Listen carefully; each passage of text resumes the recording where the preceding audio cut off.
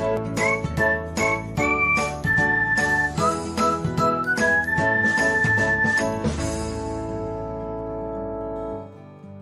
everyone, welcome back to another episode of Technologyglance.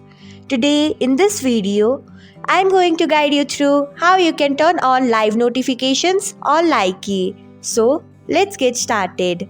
Firstly, open Likee app in a device, then tap on profile icon. Next tap on three dots icon. After that tap on settings. Next tap on notifications, then scroll until you find live notifications.